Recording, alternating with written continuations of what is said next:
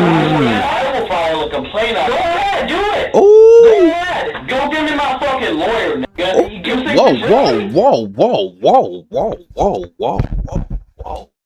What's poppin'? What's goody, good with y'all boys? Look, man, we got another video, bro. It's called When Teen Killers Realize They've Been Caught. You dig what I'm saying? Before we get into the video, like the video, subscribe. We on road to 20K. Go ahead and subscribe, like up the video, man. We getting right into it. I ain't gonna waste no time, y'all. Let's ride. Beating a man to death in a fit of road rage in Kent County last fall. From thinking he could handle things on his own, but okay, at this point, you want a lawyer?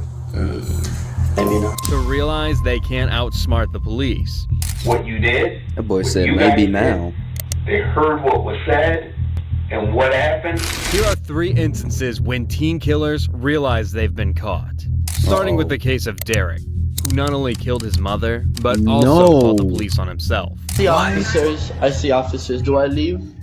Do I leave my house? Do not leave. Do not leave. Okay. Stay there where you are in your apartment. What? This 13 You killed your 13? And you killed your mama and then called the officers? year-old Derek Rosa on a call with a 911 dispatcher, What calmly in the waiting for the world? police after making a disturbing call. Need to know if your mom is breathing. She's dead, miss. Okay, and what did you do then? Blood all over the floor. I need to know, do you think we can help your mom? Miss, she's dead. While the call sounded alarming, what officers saw in front of them was much worse. When the officers arrived at the apartment, kill they were his taken mama? straight into a bedroom where they saw a woman brutally stabbed in the neck, No. lying motionless on the bed with a flood of blood around the room. Just a few inches away was a crib with a newborn baby sleeping completely my unharmed. gosh. Seeing that there was no one else present and Derek was the one who called 911, officers apprehended him and took him with them. Now, sitting calmly in the interrogation room, Derek begins to speak, telling the detectives what unfolded that night. Tell me about your day at school. Regular day at school? I didn't do too much work. You didn't do too much work? No. That boy didn't do nothing. Regular release day, time, stuff like that? How do you get there, in bus? Yeah. Okay. You got back On bus. on bus? Yes. Okay. And then, you were home the whole day? Or did you leave? I stayed home after the school. You stayed home after school? Yeah. Okay. The detective begins with a few basic questions to start the conversation. This approach is designed to create a comfortable he's environment for the 13 suspect though, or so- anyone being interrogated, helping them feel don't safe even- and well, more he don't willing to have his speak mom. openly. Given that Derek is only 13 years old, the detectives aim to ensure he doesn't become anxious and is able to answer their questions without hesitation. Seeing how calm and composed Derek was while answering their questions, the Bro, at 13, bro, I couldn't even be calm and composed if the officer said hello. I'm gonna be honest, bro. I was terrified of the laws, bro. At 13, bro, I didn't want the laws near me, fam. All I knew is they had handcuffs and guns. I ain't want no parts of it. detectives what I'm quickly saying? shifted their focus to the reasons they were all there. What happened tonight? Were you do you communicate with people over the phone? Were you talking? Tell me what happened tonight. Tonight? Yeah. Well, at around Don't get the line. 10, I went to bed. Cap. Okay. My mom did too. Is that your Yeah. regular time? Like, 9? yeah. Okay. Who was all there? Me, my mom, and my sister. Okay. So you went to sleep around 10. Yeah. Okay. And then what? I woke up. To sum it up, shortly after Derek woke up, he went into the kitchen, grabbed a large knife, and headed straight to his mother's bedroom, where his mother and sister were sleeping. Without a second thought, Whoa! he began stabbing his mother. No. You killed her? All right. He just admitted that? Station knife. That big? Yeah. What color was the... Why did he kill her though? The handle? Purple. Purple? Yes. Okay. The Bro, he detectives just admitted didn't even it. need to press Derek for a confession. He was open and forthcoming, having already admitted to the crime before arriving at the station. But the unsettling part of But the why, interrogation though? Beyond just his confession, it turns out it wasn't just his mother he was planning on killing, but What? also himself. What? I mean, he owns 2 guns. He has a Glock 19. Okay. And then, Bro, what is going on with these kids' Okay. minds? What color are they? I don't get it. What's going on? Bro, he gotta explain like why he had those thoughts, bro. The Glock 19 is black, and then the other one has a silver slide and then like a dark bluish handle. Oh, he Okay. even knows So I went into the closet. the details. I found his book bag because he goes shooting at gun ranges.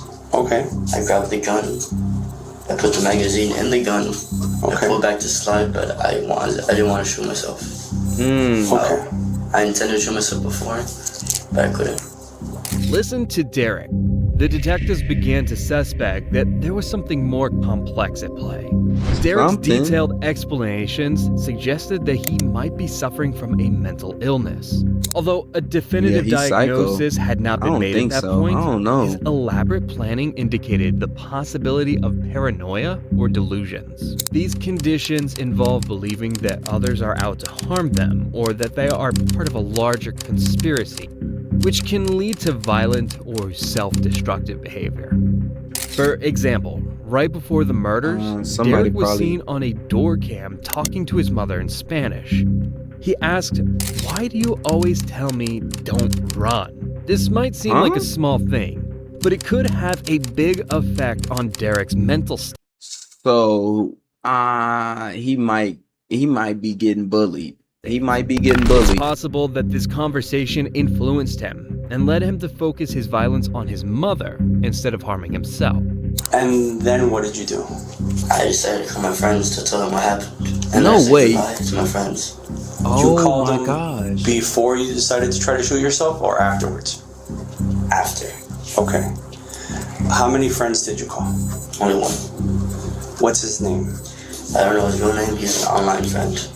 He's an online friend. Oh, and he don't even Okay, have how long have you friends, known him? dude. Since like I was 10. 3 years. 3 years? It's very troubling that, despite knowing someone for 3 years and claiming to know them well, Derek never- didn't even know his friend's real name. Derek referred to his friend as Sweden, a name he'd made up. This raises new questions for the detectives. They now need to find out if this online friend had any influence on Derek, or if he encouraged him to commit the crime. But I'm not gonna lie, he's still a dude at the end of the day. I hoop with people on Fridays, bro, and I see them almost every Friday, and I've been seeing them for months.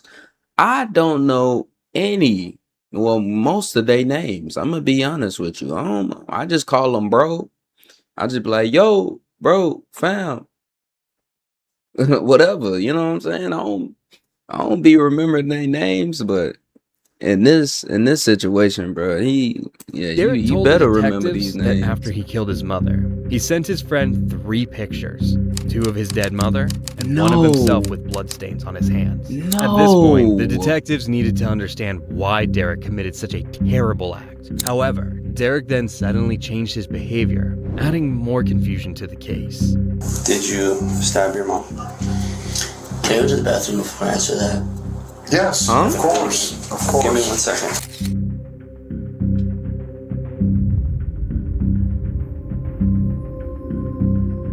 It was Bro, something strange in and his unsettling mind. when Derek suddenly chose to stop the interrogation.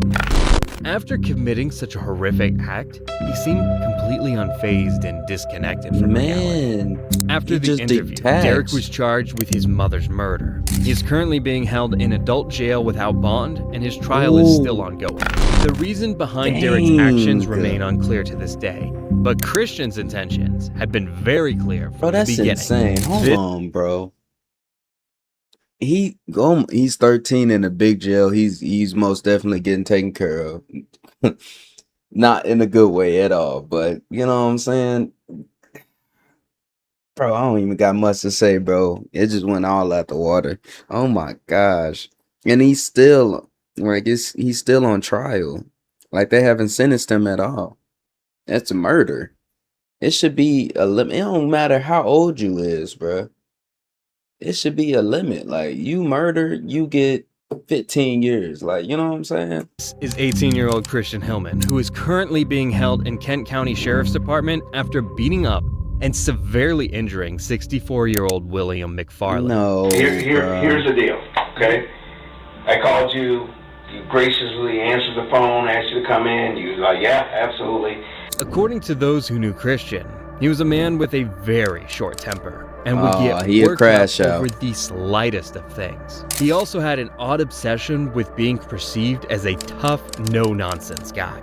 He was obsessed with motorbikes and would do strolls to the city with his friends. And on one such night, on September 29, 2016, he got into an altercation with William McFarland that turned into a physical confrontation.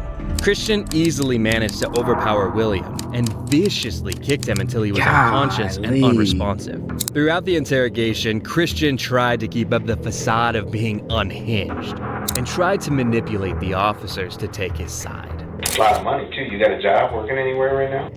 Yeah, and the thing was there, like the atmosphere and everything there, it was just really upsetting to me. Because the manager there had actually asked me, like, I thought he was joking, but like a really well-dressed black man walked into the store, and he started walking around, and he was just doing his own thing, you know, just getting groceries. And my supervisor he said, hey, I want you to follow that black dude around and make sure he doesn't steal anything. Christian notices both the interrogators are black, so he most likely made up this story to come off as an anti-racist to win their favor. This is a very common tactic used by violent criminals. They think if somehow they make the investigators like them, they would get some more leniency. I don't think that's gonna work, my boy. I'm gonna be honest Christian with you. starts telling his side of the story to the officers. But now to get to the actual story of what happened tonight, me and my buddies, we were riding, and all of a sudden this guy in this truck just pulled up behind me. And the guy in the truck pulled up behind me and he started blaring his horn at me. Let me ask you this. Where were you at when you were riding? This guy pulled up behind you. Where were you at? Well, I don't know if you guys know the area. I do. I used to work years ago when I worked the street. I used to work there. Oh, yeah, for sure. But, do you know, like, 52nd at Whitneyville? I know where 52nd, where the railroad tracks are there. Yes. Okay. Yeah. You're an OG, bro. Right. You're an OG, Right. bro. I think it was a Chevy Silverado, and I think it was black as well. But anyhow, he pulls up behind It's a you. Gen Z yeah, he pulls boy, up behind man. me, and it's more for like people who ride motorcycles. If people are tailgating someone on a motorcycle, one slip up and you're dead because that next car is going to run you over. Right. So I kept stopping. I kept asking, like, hey, what are you doing? What do you mean you stop and ask? Like you talk to him, or you're just kind of giving emotions? Yeah, I was like, what are you doing? He was trying, like, he wouldn't go by me. He just kept riding my ass. So basically, I stopped for a second, and he started getting all mad, getting out of the car and everything. And I was like, well, I don't want trouble. And he put his hands around my neck.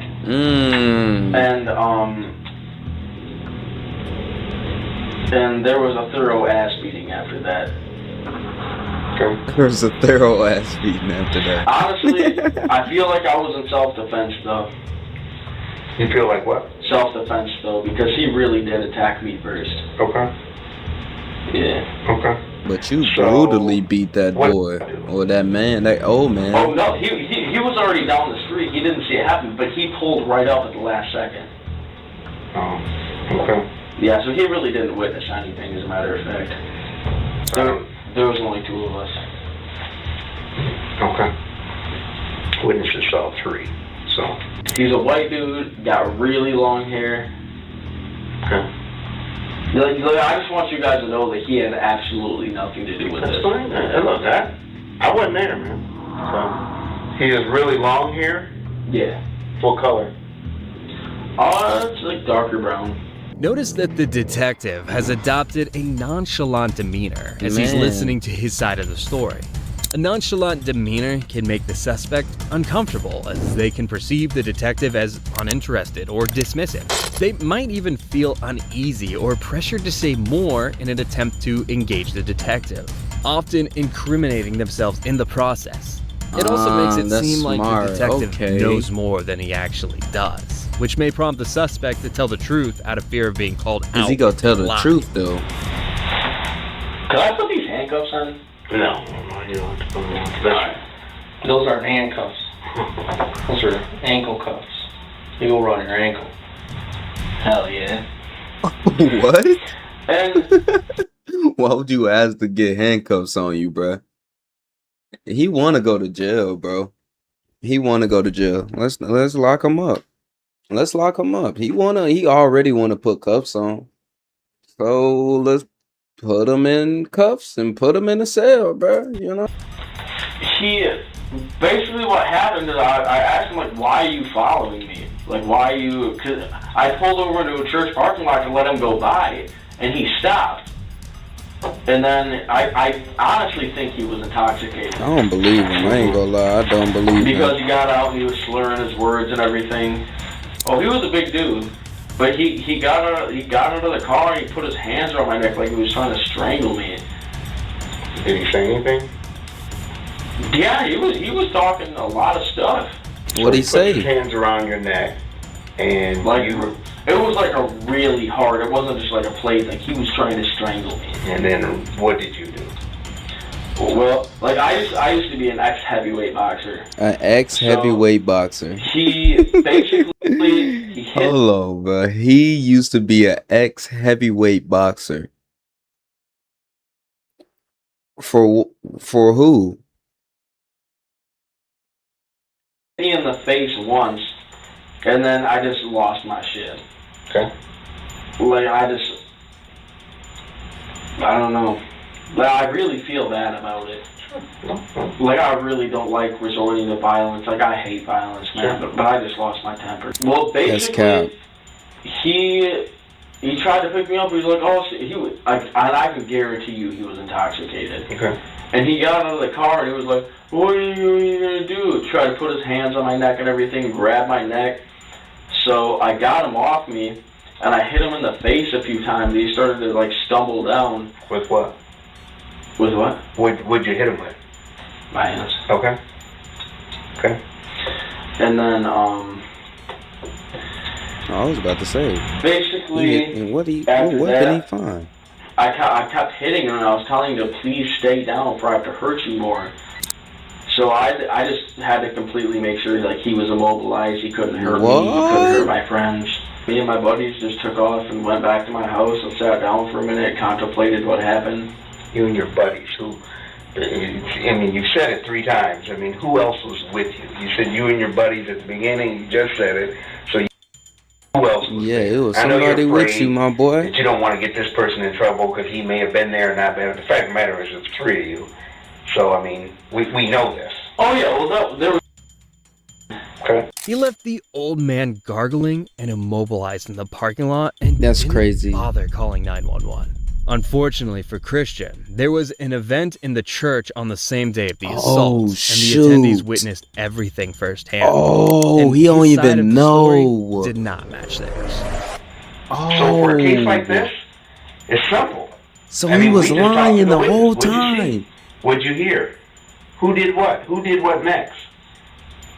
It's better than catching it on video because you have witnesses who don't even know you and witness this whole thing go down. And you guys didn't realize that they're standing watching this thing go down. They watched what you did, what you guys did. They heard what was said and what happened, and that's how we ended up there. Oh, he cooked. Because they were the ones he's that called cooked. 911. Your story is not even close to what these witnesses, these poor folks, saw. It's not true. Can I get an attorney in here? Oh, now he want an Can I get attorney? an attorney in here? It's up to you. Now he want an attorney? Right now. At this point, you can begin to see Christian become agitated with the officers as he notices they're not buying his story. However, before the officers left the room, they had to shackle him to the ground. Well, he did want it, so, you know what I'm saying? He wanted to put the cuffs on. Oh, hell yeah. I never had these on before. Yeah, you're going to have them on now. You think Why that's he cool? excited? The detectives are clearly annoyed with him and his He unhinged excited to get demeanor. handcuffs? So one of them Or ankle decides to cuffs? straighten him out to make him understand the gravity of the situation he's in. However, soon everything gets heated in the room. You think that's cool? What's cool? Having those on? No, it's just a new experience. Okay. But I mean, you almost like think it's like cool. Do you think it's cool to be here right now? I mean, no, I don't think it's cool. I don't think it's cool somebody put their hands on my neck too and threaten me. Okay. That's not cool. And you walked up in here and you're talking to my partner, Grill him. calling him Grill bro. him. He's over twice your age. You should be calling him sir. Sir, can you please stop raising your voice? No, I will not, because you don't have, you are not going to tell me what to do. I will file a complaint on Go ahead, do it. Ooh. Go ahead. Go give me my fucking lawyer, nigga. You think Whoa, this whoa, really? whoa, whoa, whoa, whoa, whoa, whoa, whoa, whoa, whoa, whoa, whoa. What this nigga just say? Go get who? What this nigga? You're not going to tell me what to do. Do you understand? I will file a complaint on Go ahead, do it. Go ahead. Go give me my fucking lawyer, nigga. Whoa, he said it again. He didn't. I replayed it, but he said it. Oh, what? In front of these black. Oh, boy. Why he so comfortable saying that though? You know what I'm saying? He said it kinda smooth, but it sounded forced. He ain't say it smooth at all. It was forced. It was forced. At least he ain't use the ER, bro. At least he ain't use the ER. It still ain't validate him saying it, but you know what I'm saying? That's crazy. You think this really? Don't you see what I mean? Look, sitting there calling me a nigger? I never even called One of my partners here? I never even called you a nigga, bro. Really? What did you just say? Bro, he's still saying That's your it. problem. That's why you don't understand the gravity of why you're sitting in this chair at 1:30 in the morning. Old kid who thinks he's a tough guy. And you want us to sit there and believe Talk that to you're him. just driving down the road on your ATV and Talk this to guy's him. honking his horn and you Yeah. didn't do nothing wrong? Yeah. You got an attitude I need him that shows by the way prosecuted you're soon. talking to my partner and me He and was you. a Lock him up now. 7-year-old man. Hey, he also put his hands around my neck. Okay, so you're gonna say that to all these other witnesses that saw what happened. And when we talk to your boys, I guarantee you their story isn't gonna be the same. Ooh, they're gonna wee. be all the same. Because they're not going to tell you shit, cuz. Okay. Cuz, nigga. What is going on? Only do the officers discover that him being an So he really anti-racist think was he a lie, a tough but guy. they also found a bit more about how his brain works. It is clear that Christian cannot handle confrontation and He that can't. his temper flares easily. As the detective said, it's not their job to arrange an attorney for Christian. He has to arrange one for himself, but he can't seem to understand this. That boy basic can't concept. understand. Hey, As he soon as can't gets his understand no phone back, conference. The first thing he does is call his He dad. can't who get doesn't seem confronted. to care much about what's going on. My fault, y'all. I was talking. My fault. He can't seem to understand this basic concept. As soon as he gets his phone back, the first thing he does is call his dad, who doesn't seem to care much about what's going on. You know something's got me super fucked up? What? You wanna know something's got me super fucked up? Well, right now, I am in the Kent County Police Department. I am chained to the floor, and they were refusing me to give me an attorney. Well, we got to hire one. What did they charge you with? No, this is the thing, Dad. Like, literally, they will not get me a public appointed You got a attorney, flip and that's phone? their job. Because we can afford one. They don't have to get you one after they ring you. Alright, well, I'm not staying in jail tonight. I'm sorry, like, somebody's gonna have to bail me out. What are you arresting for? Well, for getting in a fight with that dude. I shouldn't even brought my ass down here. They're trying to pull that good cop, bad cop shit. That shit's hilarious. They think they got that shit all figured out like they're some OGs or some shit. You just called him an OG. I'm fuck 12. I don't give a fuck about them niggas. Yo. No, but the only problem is what I'm not understanding. Why he just saying it so loosely though? Which is supposed to be present during this time. They have me shackled to the floor. I am not violent. I have no weapons. You said it was cool. You wanted to put it on. No, I got freedom of speech. I can say whatever the fuck I want to those. With the way his dad is reacting to his son getting arrested, it is clear that this isn't the first time he's gotten in trouble for something like his this. Dad don't care, and bro. He sounded like he doesn't want to get involved. He hung up on his dad after he told him that he can't bail him out, so he decided to call his attorney. Christian's dad posted, Bro, him just saying nigga, and now he pulling up like this. Oh, hey, they gonna show you some niggas in that cell, boy. Hey, they gonna show you some niggas in that cell. You calling everybody nigga, you calling everybody cuz. Okay, they gonna show you some real Crips in there and some real Crip niggas in there. It's cool. It's cool. They gonna show you. I forgot his name, but I don't even need to know his name because he gonna be in jail. You going to jail for assault, boy. That crazy. a $100,000 bond to bail out his son. However, a few days after the incident, the 60-year-old victim succumbed to his injury, and Christian was arrested for second-degree murder. He was found guilty, with his friends testifying against him as witnesses. He was sentenced to 100 years in prison and would be eligible for parole after 22 years. Oh!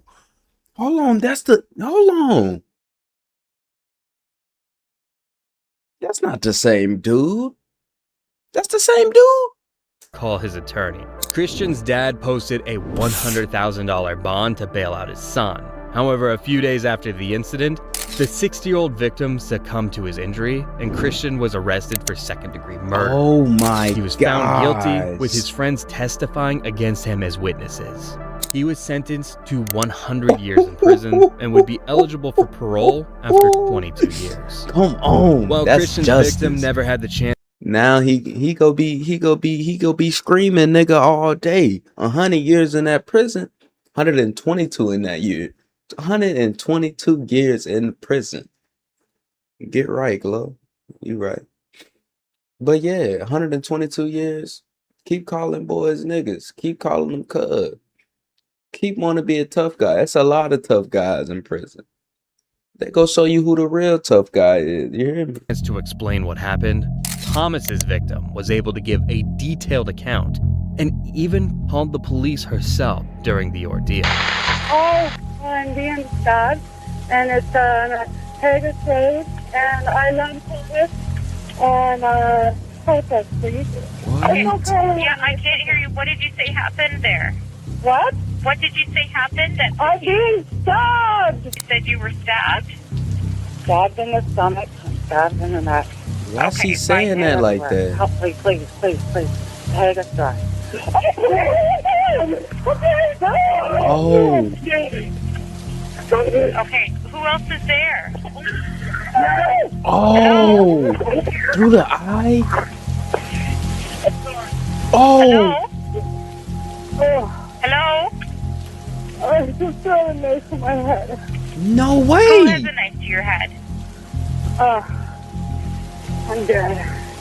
These were the chilling words of Lynn Whitveaton as she begged the police to save her from her stepson, who was rampaging through the house and attacking her and her husband. Dude. But just seconds into the phone call, a loud commotion could be heard in the background, with Lynn begging for her life until she sounded calm though. Minutes It was later, another weird. disturbing 911 call came in. My brother is being ridiculously aggressive right now. He broke someone's car window with a rock.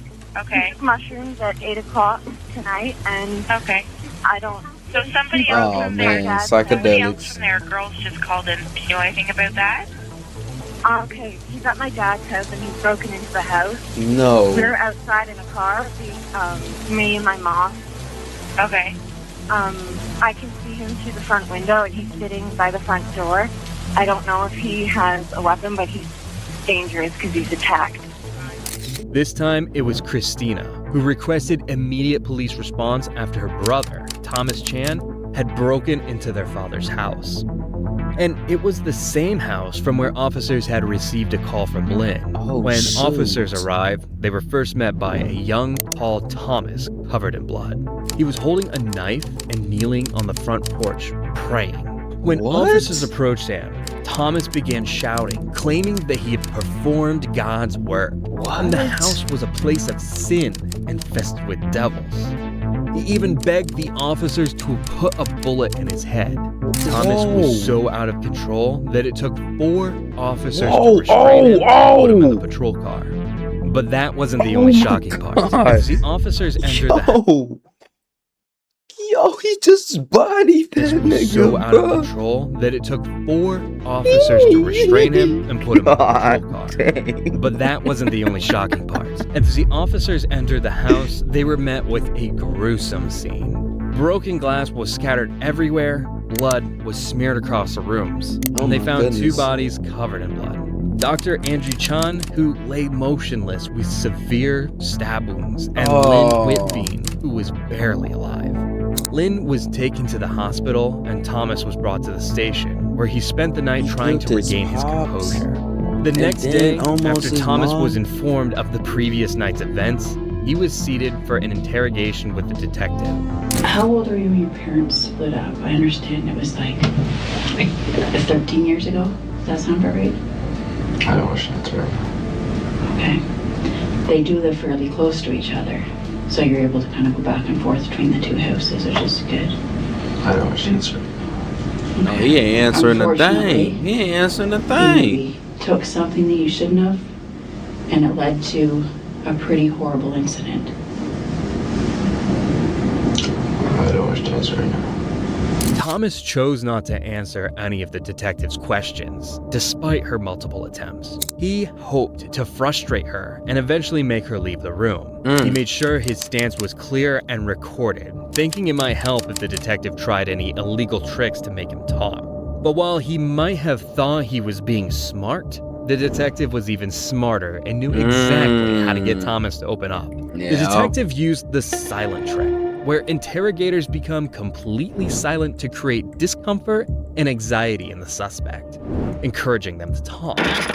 This technique worked on Thomas, and out of guilt, he began to speak. Oh, shoot. And all of a sudden, out of nowhere, I got a God complex. And I've never felt like that before, and it's so stupid. A God complex. And then I thought that everyone was just turning on me. Hey, I know my Lord and Savior, bro. I know he ain't telling me to off the whole family. I don't know what God he talking about, but it ain't mine. And I got scared. Ran to my dad's for help. In honesty, friends and family who tried to help, their faces start to be aggressive and sinister. Thomas mentioned seeing everyone's faces around him turn devilish, as if they were all out to get him. This was due to the magic mushrooms he had taken earlier with his friends. Boy, he did have shrooms, I forgot. Hallucinations, paranoia, and spiritual experiences, all side effects of the drug. The detective's trick seemed to have worked as Thomas began talking. The detective then carefully asked him what had happened throughout the night and if he remembered anything. And from then on, it's kind of just a quick blur. Oh shoot, something took over his body, bro. He just acting as though he was on shrooms. I was fighting for my life. That's what it felt like.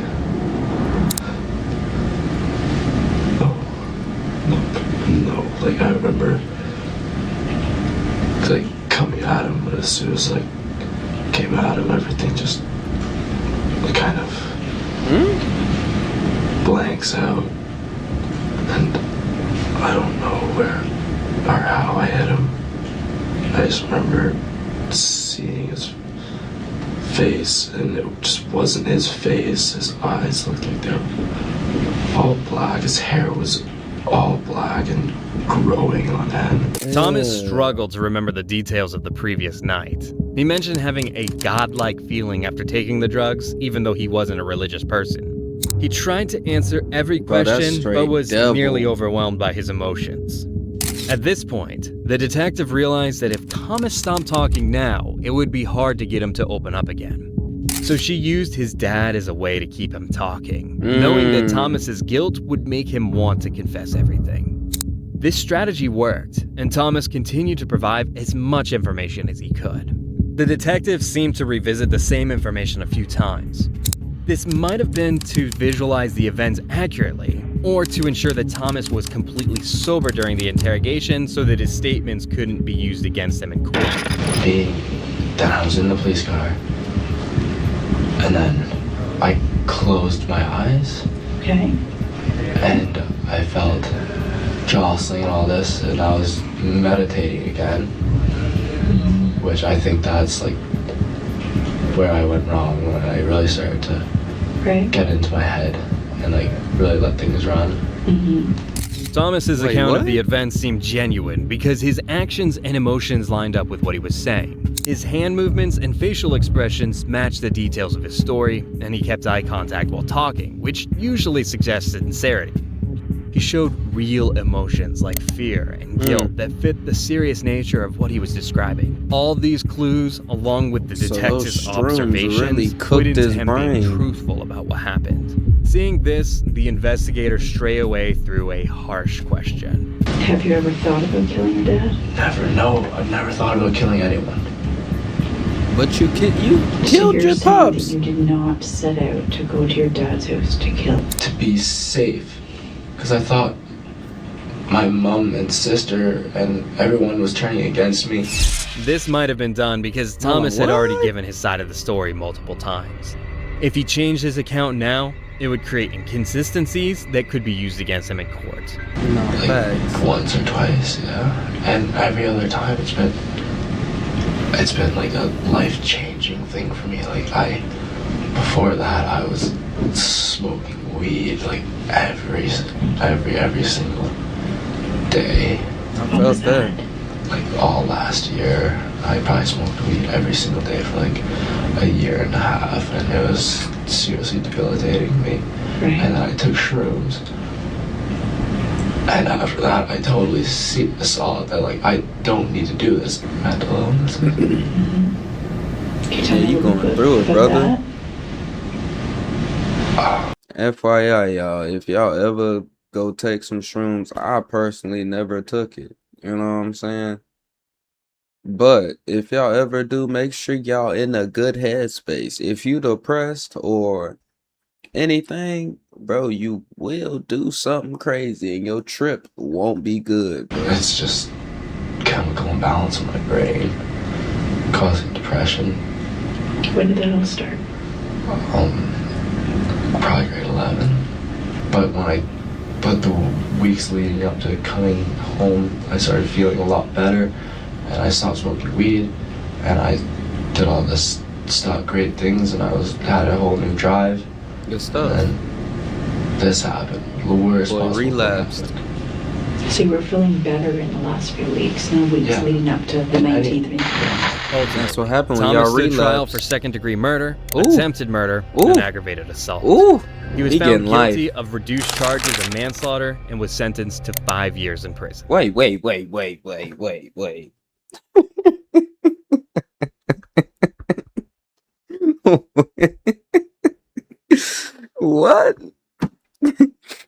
Nigga, huh? 5 years of what? Bro, they missing some zeros.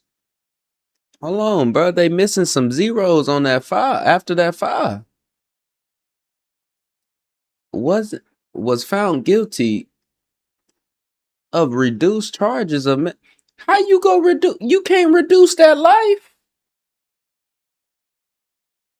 You can't reduce that life. He just murdered his pops. Tried to murder his mama. And y'all reducing 5 years, bro? Cause nah. Man, nah. I don't care if it's the shrooms or the rooms or the rooms or the tombs. Boy, you're going up the river. You need to get sent. Like, my boy, what? 5 years? For for second-degree murder, attempted murder. And what else he get? What else So that trial boy for get? second-degree murder, attempted murder, and aggravated assault. And aggravated assault. Second-degree murder, attempted murder, aggravated assault. And got 5 years. Whatever county he's in, it's gonna be a lot of people there. A lot of criminals there. Cause that's crazy. That's just crazy, bruh. Anyways, man, if y'all enjoyed that video, man, y'all go ahead and give it a like. Give it a subscribe, bruh. You dig what I'm saying? We on road to 20K. You dig me? I'm out this thing. Y'all stay blessed, stay positive like always, man. Take care of yourself. I'm gone. Do see.